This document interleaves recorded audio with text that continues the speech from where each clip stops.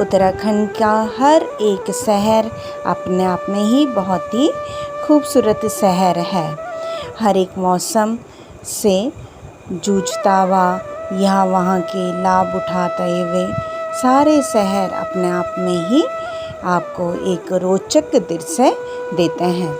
ऐसी ही एक जगह है कोटद्वार। तो Rajni kitchen garden and vlog में आप सबका तहे दिल से स्वागत। तो आज मैं आपको कोटद्वार की सैर तो नहीं करवा पाऊँगी, लेकिन कुछ वहाँ की विशेषताएं बता पाऊँगी। कोटद्वार एक छोटा सा शहर है जहाँ पहाड़ियों की घाटी में है और दो नदियों के बीच में यहाँ शहर है।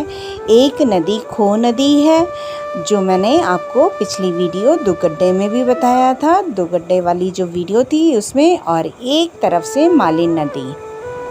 मालिन नदी की बहुत बड़ी विशेषता है कि यहाँ महाभारत से जुड़ी हुई है। जहाँ से महाभारत शुरू होती है वहीं से यह कहानी शुरू होती है। यहाँ से राजा दुष्यंत और शकुंतला से माना गया है कि शकुंतला भी यहीं से थी, कर्णाश्रम से।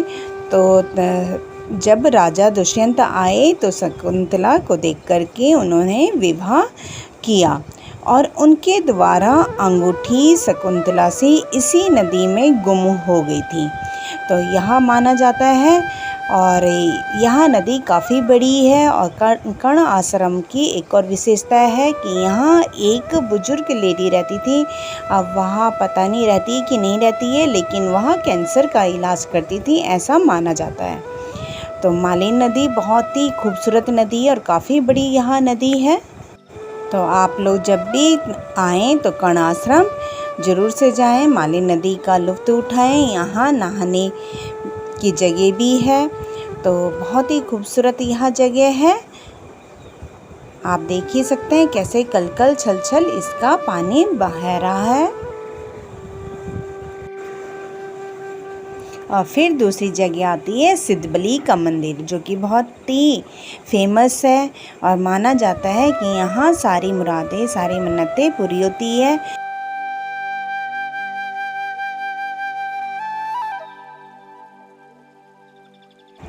यहाँ चर्च, जो कि शहर के बीच में ही है, लेकिन इतना खूबसूरत चर्च है आपको यकीन भी नहीं आएगा कि आप इतनी भीड़ भाड़ वाली जगह से शहर के बीच में ही यहाँ चर्च इतना खूबसूरत बना हुआ है। और यहाँ जिम कॉर्बेट नेशनल पार्क के लिए आप यहाँ से भी जा सकते हैं सफारी लेकर के।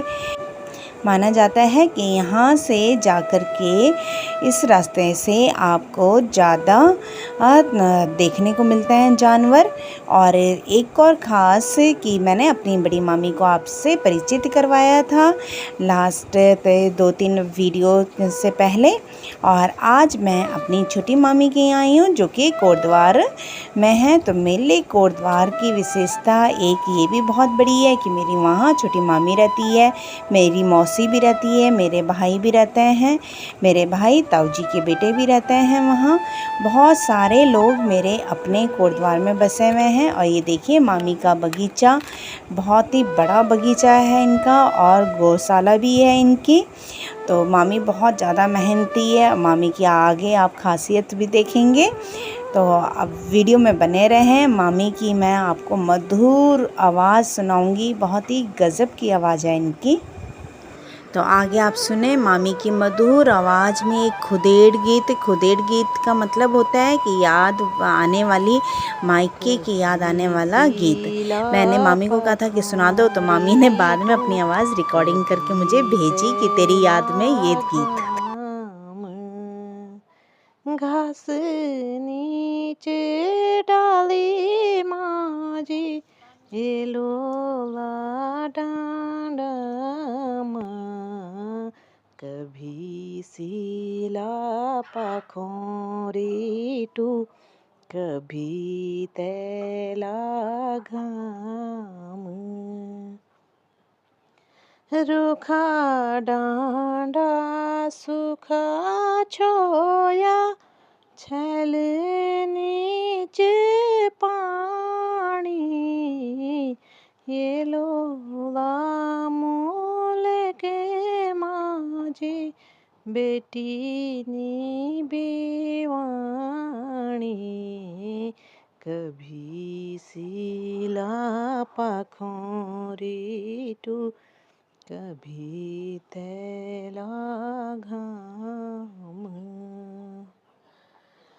मैं ताकी है रयाली डांडी धारे माद खेंदा दण मण रोणो रेंदू आंसू नी थमेंदा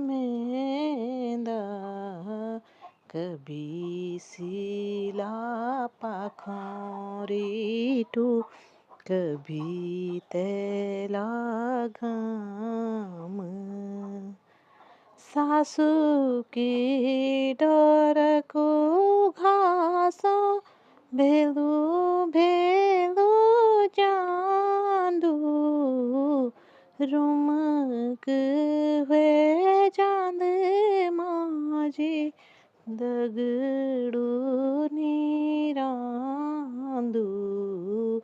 कभी सिला पाखोरी टू कभी तैला घाम नाको को बस दयाक ना घोगोती घोर घोर नाको को बस दयाक ना घोगोती घोर घोर कैमा द्यूं रे बारे माजी चखुला भी दूर दूर कभी सिला पाखोरी टू कभी तैला घाम घास नीच डाली माजी ये लोला डांडा माँ कभी सिला पाखोरी टू कभी तैला घाम एक मम्मी अरे बिना ढोलक का होली के गाने कहाँ आते हैं? ओ बंद की ढोलक महफिल तो सजाए। मैं आज अपने घर में ढोलक मंगाती और तब तेरे को पूरे भजन भी सुनाती, गाने सुनाती, गढ़वाली गाने सुनाती और होली के गाने सुनाती जो होते हैं अभी बसंत ऋतु में।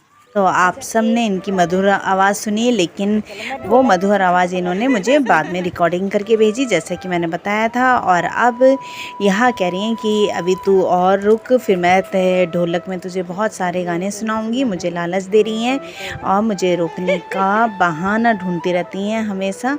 तो अब हम घर वापसी की तरफ, और यहाँ मेरा इस बार का लास्ट वीडियो था गढ़वाल का।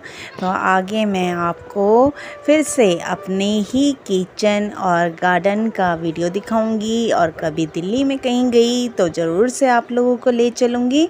तो आप सब का तहे दिल से शुक्रिया, धन्यवाद कि आप सब अभी तक सपोर्ट में बने रहते हैं। धन्यवाद।